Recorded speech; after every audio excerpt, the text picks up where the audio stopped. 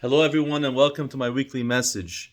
This week's Parsha, Vayera, God appears to Abraham on the third day after his circumcision to visit him, as the commandment is to visit the sick. It says God fulfills all the commandments. So one of them is to visit the sick, and he came to visit Abraham.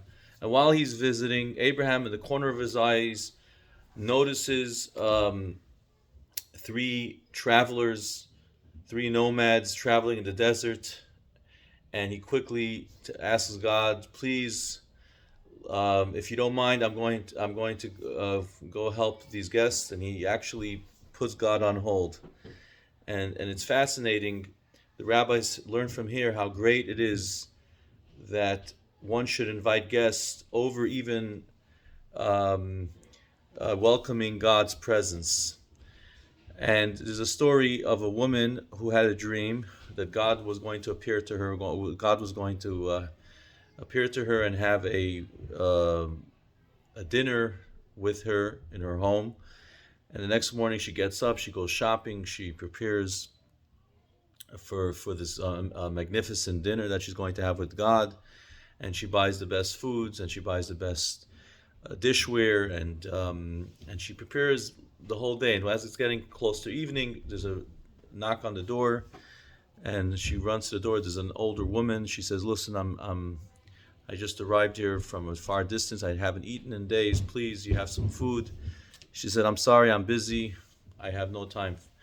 She goes back to preparing her dinner. She has just a little time left. Another knock on the door. This time it's a young boy who says he's an orphan and he has nowhere to go. He's looking for someplace to eat, someplace to stay. And again, she tells him, "I'm sorry, I'm busy. I have no time for you." And finally, the third time, someone knocks on the door. She's about to finish finishing touches on her dinner, and this time it's an older gentleman, and he's looking for food, and again she dismisses him. She goes back. She finishes everything. She's waiting for God to appear, but nothing. She has everything nicely set. The table is beautiful. The food is delicious. The candles are burning, but nothing happens.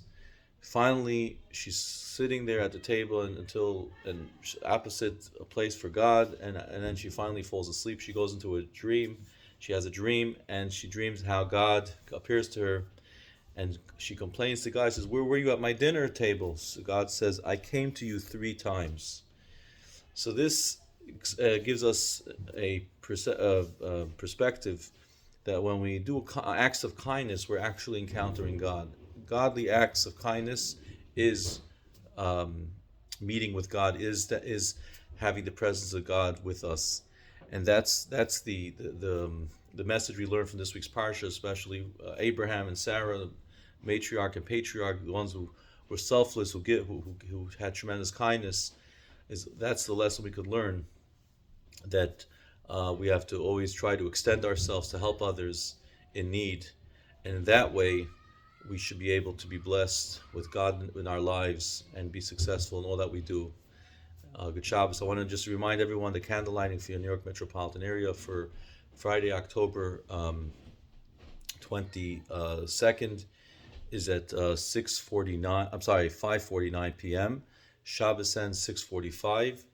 Please join us, those who could make it tonight, 5:45 for Mincha services, followed by Kabbalah Shabbat. Tomorrow morning, our class at 9:30, services at 10 a.m., reading of the Torah, Musaf, and a sit-down lunch Kiddush. We want to wish a special happy birthday to Ella Ivry on her 10th birthday, Mazel Tov.